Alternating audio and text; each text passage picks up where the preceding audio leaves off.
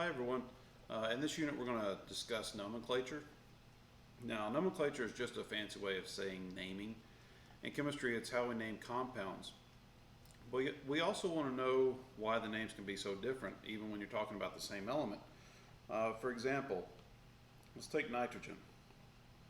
If nitrogen is by itself, then you just call it by its name. If nitrogen is in like a binary compound, it's going to be nitride. We can also have things like nitrate and nitrite. We can have lots and lots of different suffixes, and learning how to recognize those suffixes is what we're going to discuss in this unit and how to go through our nomenclature. Alright, now in this unit we're going to talk about a few different ways to name compounds, but in no way is this every name possible. Just some major ones we're going to talk about in this class. First thing we're going to talk about is single elements. When elements are alone and in a reaction, they are not bonded to anything. They're just simply written as the symbol. Okay, so carbon is just going to be written as C, and lithium is just going to be written as Li, calcium, Ca, etc. Okay. There are 7 elements though that are special. They cannot be written with just the atomic symbol. They must always be paired to another element, and these are called the diatomic elements. Okay, in nature, they can't exist alone. Okay. And what I mean by that is that they cannot be a single atom in nature. They always have to be bonded to something. And if they're bonded to themselves, that's fine, but they have to be paired with something.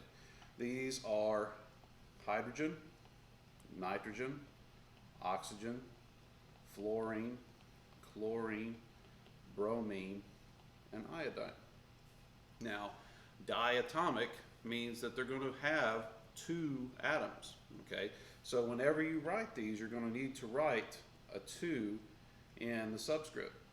Okay, these are always going to be paired with something, and if it, like I said, if they're paired with themselves, that's okay. But you are never going to find these as a single atom, not in your reactions that you write, or not in nature. Okay, now I like to refer to these as the big 7. One, because there's 7 of them, but 2, you have hydrogen here by itself, but nitrogen, oxygen, fluorine, chlorine, bromine, iodine. It makes a big 7 on the periodic table. And this is something that you just have to know. You have to memorize these 7, and it's something that you're always going to have to use. Okay. Next thing I want to talk about is covalent binary. Covalent binary, if you remember, covalent is a nonmetal plus a nonmetal. And binary simply refers to 2 atoms, or two elements, excuse me. And we are dealing with 2 nonmetals that are stuck together. Now, the thing that is important is it doesn't matter how many atoms are present. What matters is how many elements are present. So if I look at water, water is a binary compound. It has 2 elements. It has hydrogen and oxygen, but it has 3 atoms. Okay, so when I'm talking about binary, I'm talking about how many elements are present. Okay, now for naming binary compounds, we have some prefixes that we must memorize.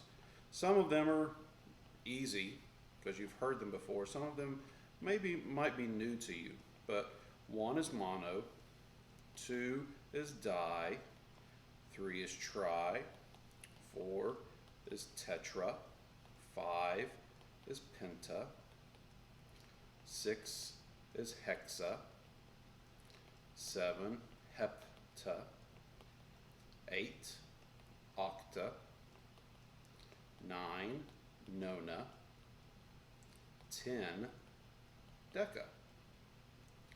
Now, 6, 7, 8, 9, and 10, they happen, but you're probably not going to come across them very often, but you still need to make sure that you know them. Okay, all binary compounds will have these prefixes in their name.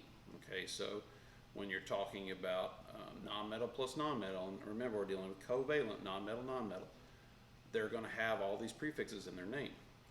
Okay, so how do you write the names? First you write the first prefix, and you add the first element, then you add the second prefix, then the second element, and it ends with IDE. Okay, so let's look at a couple of examples here. Let's look at N2O3. My first prefix is on my first element, so that's a 2. 2 is di. My first element is nitrogen. My second prefix is tri. My second element is oxygen. And I'm going to add ide.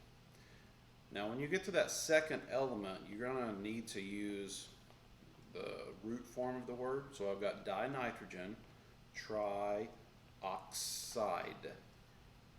Okay, so your nonmetals are going to have these root endings. You're going to have oxide and nitride and fluoride and chloride. So you're not going to use the whole word, not chlorinide, fluorinide, nitrogenide. It has a root word in it. Okay, let's do another example, one that you probably know. CO2. My first prefix is a 1, it's mono, so mono. Okay, my second is carbon. My next prefix is di. My next element is oxygen, and I'm going to end with ide. So I get mono, carbon, dioxide. Now, you've probably never heard it written that way. That's because it's not written that way. One of the things is whenever you have a 1 on your first element in the compound, you don't write the mono. So this just ends up becoming carbon dioxide. Okay. Now, if there's a mono on the second element, you do need to write that. So if I have CO, so that first element is a mono, so we don't write the mono. I have carbon, but that second one is a mono, so I do write that,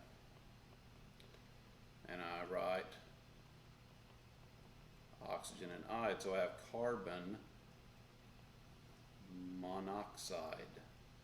Now, whenever you have a double O, you can drop one of the O's, so you wouldn't say monoxide, so just monoxide. Okay, and essentially that's it. Okay, that's diatomic elements and covalent binary. Okay, that covers everything we need to do. Next class we're going to talk about ionic binary, and we'll go from there into more nomenclature.